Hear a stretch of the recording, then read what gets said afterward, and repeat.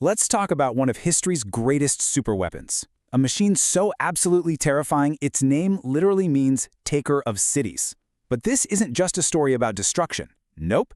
This story has an incredible secret, one that connects this weapon to one of the ancient world's greatest marvels. Okay, so you've probably heard of the Colossus of Rhodes, right? This massive 100-foot-tall bronze statue of the sun god Helios. Legend says it straddled a harbor. I mean, it was a true symbol of human achievement, one of the 7 wonders of the ancient world. It stood for peace, for prosperity. But here's the wild part, the whole reason we're here. What if I told you that that ultimate symbol of peace was literally forged from the scraps of an engine of war? Yeah, that's the mystery we are about to unravel. To really get how a wonder was born from a weapon, we have to jump in our time machine. We're going back to a legendary conflict, the Siege of Rhodes in 305 BC. This is where the story really gets going.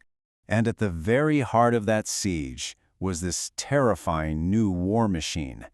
Now, the original idea came from an inventor named Polyidus of Thessaly, but it was perfected for this specific battle by the Macedonian general Demetrius I. He gave it a name, the Helepolis. And yeah, the name pretty much says it all, doesn't it? Helepolis. It's not exactly subtle. This thing was designed for one purpose and one purpose only, to roll right up to a city's walls and just tear it to pieces.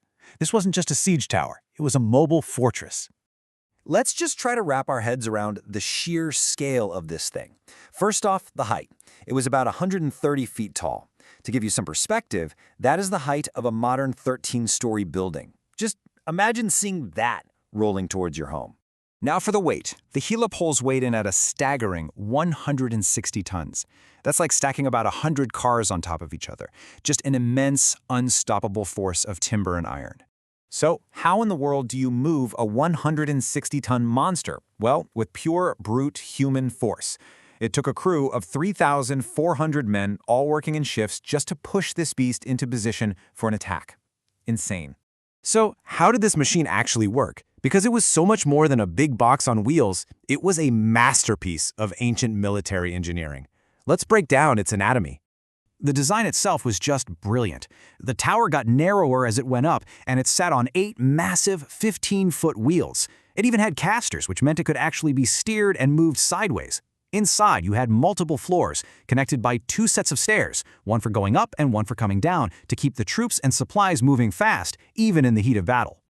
Getting it to move was this incredible ballet of coordination. You had a crew of 200 men inside turning this giant capstan, which drove the wheels with a belt. But even that wasn't nearly enough. You still needed the other 3,200 men pushing from behind. It was this complex dance of engineering and pure muscle power. And this wasn't just an offensive weapon, it was basically a rolling bunker. Its 3 exposed sides were covered in iron plates to shrug off attacks.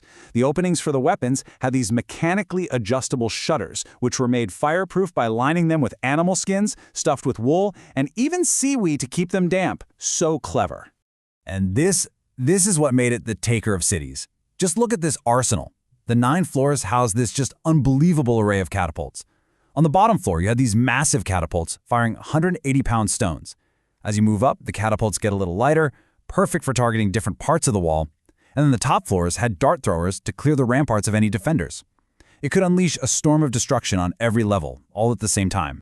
So, you have this unstoppable machine, and you have a city absolutely determined to survive. In 305 BC, these 2 forces were about to collide in what would become one of the most famous sieges in all of history. Demetrius wheeled his masterpiece into position.